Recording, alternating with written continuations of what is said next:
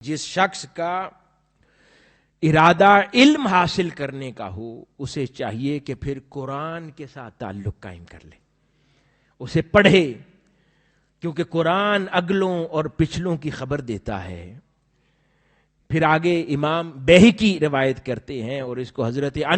امام حسن رضی اللہ تعالیٰ عنہ سے روایت کیا۔ انہوں نے کہا کہ خدا تعالیٰ نے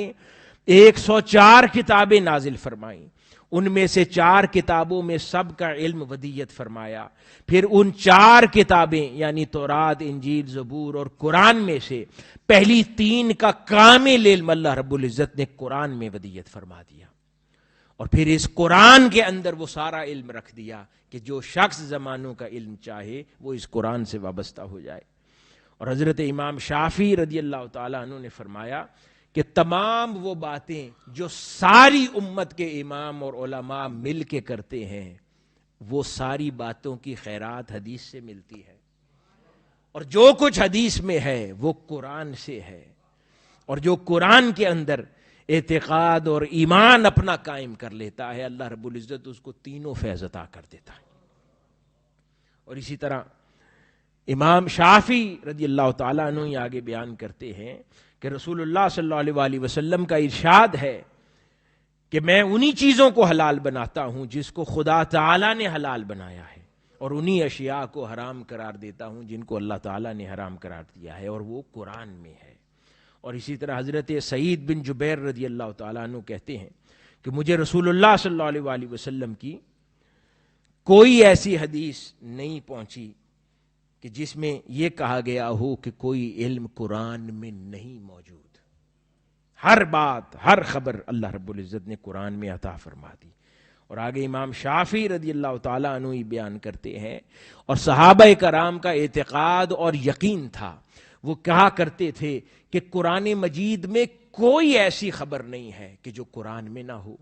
ہمارے روزمرہ کے معاملات ہوں، پرانوں کی خبر ہو، نئی کی خبر، آئندہ ہونے والے واقعات ہی کیوں نہ ہوں، اور زندگی کے اندر ہیر پھیر، اتار چڑھاؤ، صرف مسائل ہی نہیں، صرف پرنسپلز ہی نہیں، ہماری روزمرہ کی زندگی کے تمام ہونے والے واقعات بھی اللہ رب العزت نے قرآن مجید میں رکھ دیے ہیں۔ اب یہ ڈیپینڈ کرتا ہے کہ کون کتنا بڑا قرآن مجید کا عالم ہے اور کون کتنی خبر قرآن مجید سے حاصل کر سکتا ہے، اس کے مطابق وہ خبریں معاشرے میں بانٹتا پھرتا ہے۔ یہاں تک کہ جب صحابہ کرام یہ اعتقاد رکھتے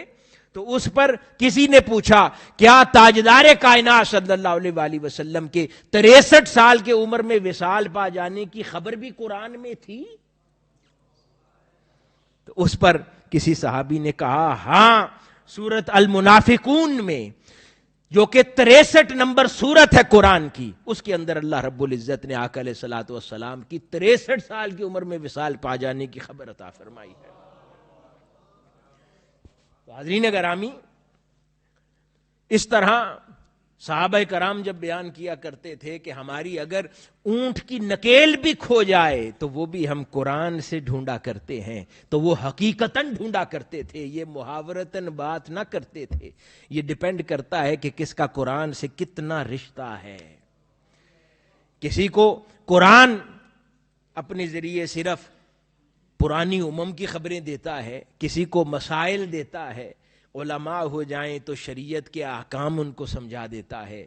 کوئی عرفاء ہو جائیں تو قرآن مجید اپنی آیات میں سے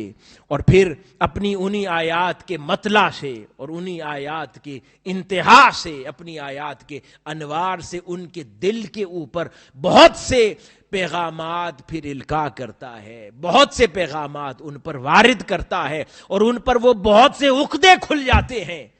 کہ دیکھنے والا کوئی صرف مسائل کی کتاب سمجھتا ہوگا، دیکھنے والا قرآن مجید کو صرف پرانی امم کے قصے سمجھتا ہوگا، دیکھنے والا قرآن مجید کو کبھی اور طریقوں سے دیکھتا ہوگا، لیکن جو جتنا قرآن کے قریب ہوتا چلا جاتا ہے، قرآن یہاں تک کہ اس کو اس کے روز مرہ کے واقعات کی خبر بھی دینے کی صلاحیت رکھتا ہے۔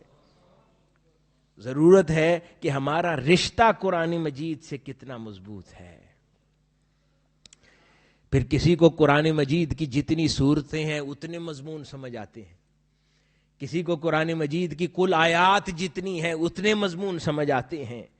لیکن کہیں حضرت قاضی ابو بکر بن العربی وہ بیان کرتے ہیں، کسی نے لکھا قرآن مجید میں 400 علم ہے،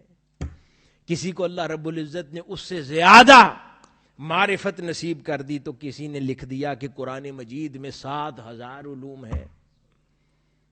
اور حاضرین گرامی،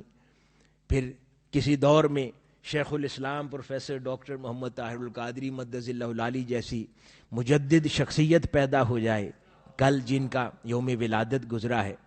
تو آپ جیسی شخصیات پیدا ہوں اور ان کا قرآن کے ساتھ ایسا ناطہ اور تعلق قائم ہو جائے کہ وہ قرآن کی انسائکلوپیڈیا کے ذریعے 25,000 موضوعات اور علوم اور علم سے متعلق باتیں وہ معاشرے کے سامنے بیان کر کے رکھ دیں، یہ تو رشتے پہ ڈیپینڈ کرتا ہے کہ کس نے قرآن سے کتنا مضبوط رشتہ قائم کر لیا ہے۔